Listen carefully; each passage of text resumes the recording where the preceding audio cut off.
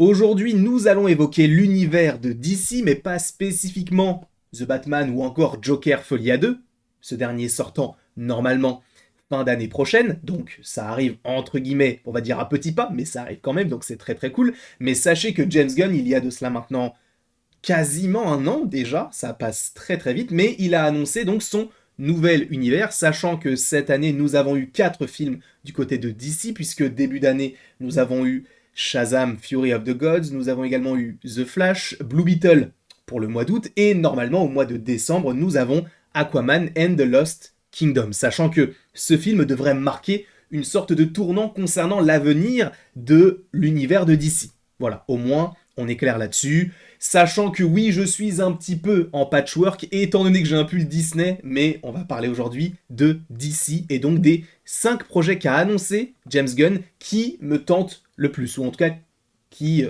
vraiment attisent ma curiosité. Même si je crois que j'ai fait une faute de conjugaison, on va quand même continuer, mon rêve, on va continuer.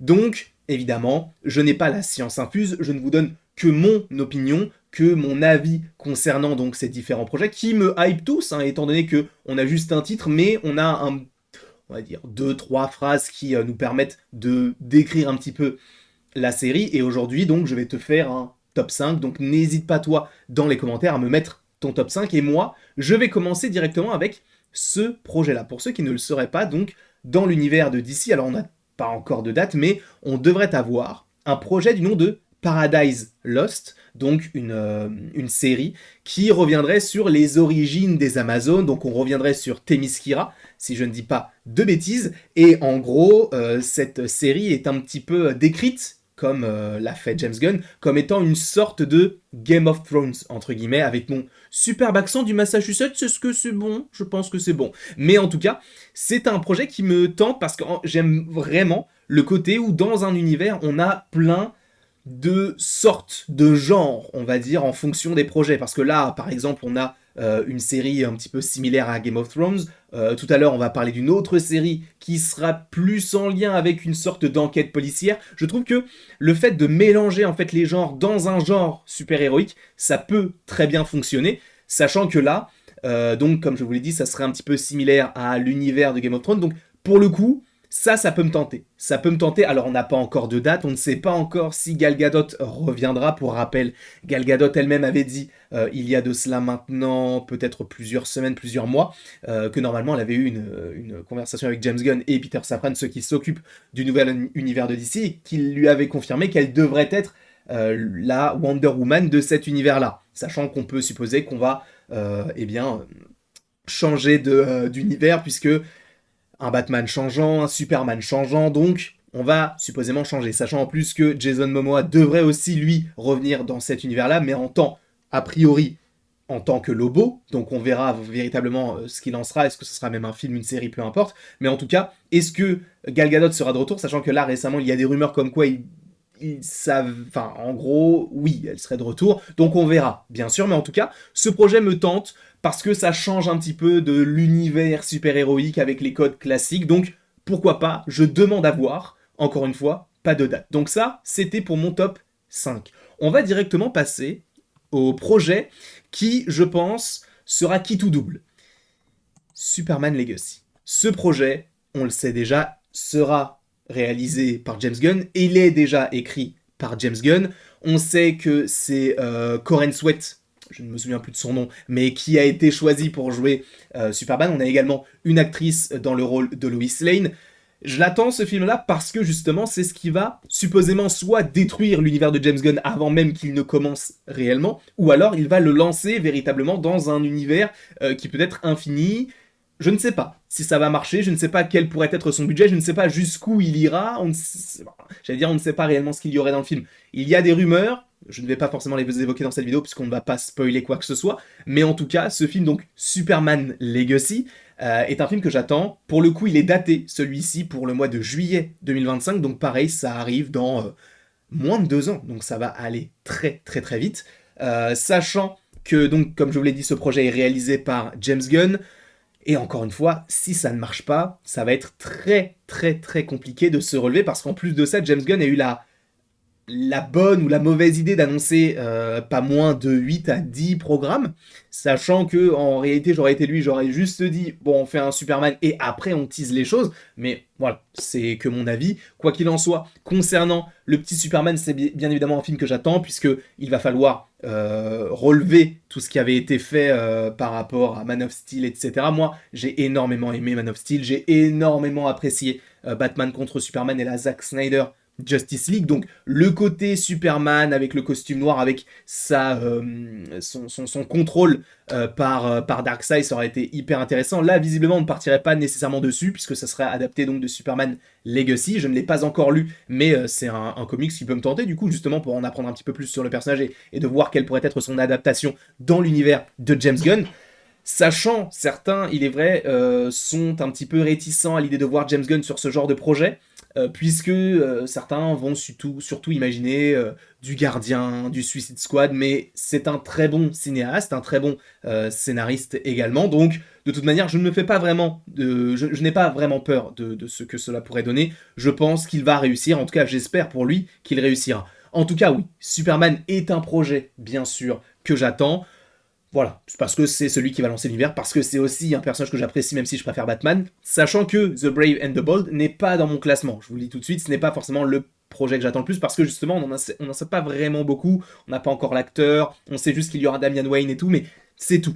Donc, celui-ci, Superman, est en top 4. En revanche, le top 3 est composé de The Authority.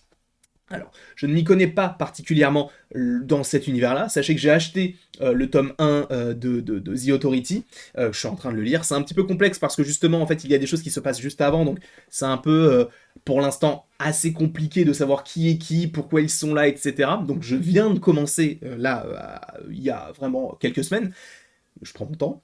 Et en fait, il faut savoir que ce programme-là a été aussi décrit comme une sorte de The Boys. Voilà. Donc, en gros, certains, pas par James Gunn, mais en gros, ceux qui connaissent l'équipe, en gros, c'est une équipe de personnages qui va justement faire sa propre justice, entre guillemets, un petit peu comme on l'a dans la série The Boys avec les Seven et même avec les Boys. Donc, en tout cas, ce projet-là, je l'attends par rapport encore une fois au ton que cela pourrait avoir par la suite.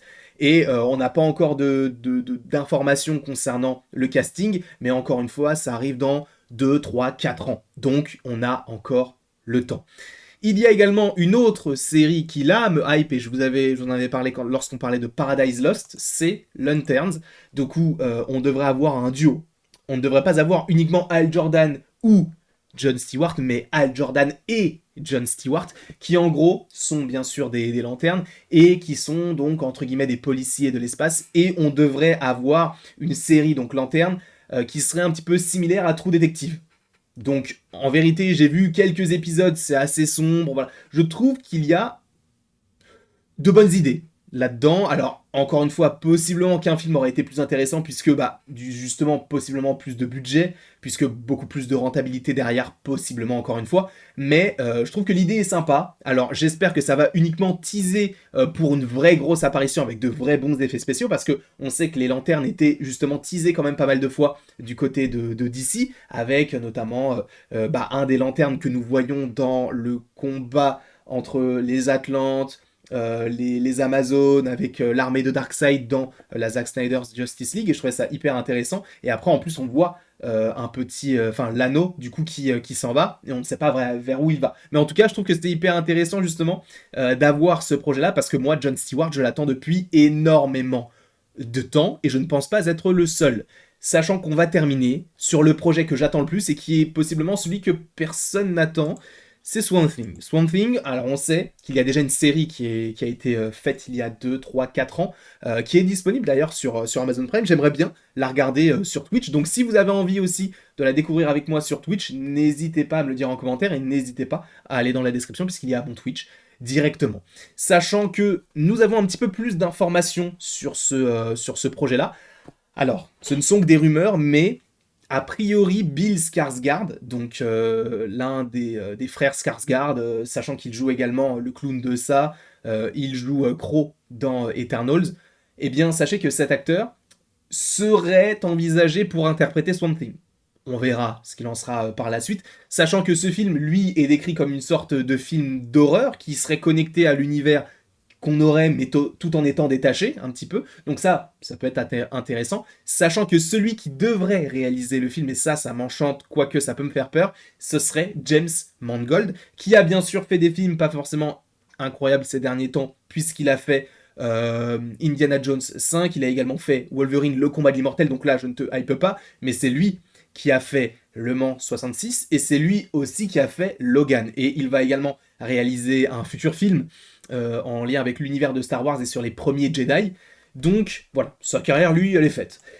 Voilà le projet que j'attends le plus, parce que justement, ce côté horrifique peut être hyper intéressant dans un univers tel que DC, sachant que, bien sûr, c'est produit par Peter Safran, production, tout ça, et James Gunn, sachant que James Gunn, lui, a déjà produit des films d'horreur, et notamment un film d'horreur un petit peu en lien avec DC, puisque c'était Brightburn, où c'était « et si Clark Kent, en gros, n'était pas tombé au bon endroit », et du coup, ça crée une version maléfique de Superman. Quoi qu'il en soit, je vous remercie grandement d'avoir regardé cette vidéo. N'hésitez pas dans les commentaires à me dire votre top 5, parce que peut-être qu'on aura le même, peut-être pas du tout, peut-être que vous êtes beaucoup plus hypé par du Waller, par du Peacemaker saison 2, ou même, je sais pas, par du Creature Commando ou The Brave and the Bold. N'hésitez pas à me mettre tout ça dans les commentaires, et après tout ceci, il ne me reste plus qu'à vous dire à la prochaine, pour la prochaine. Et bien évidemment, tu peux même cliquer sur la vidéo là tout de suite, sachant que d'ici quelques jours, je vais vous proposer sur la chaîne une petite critique de Peacemaker.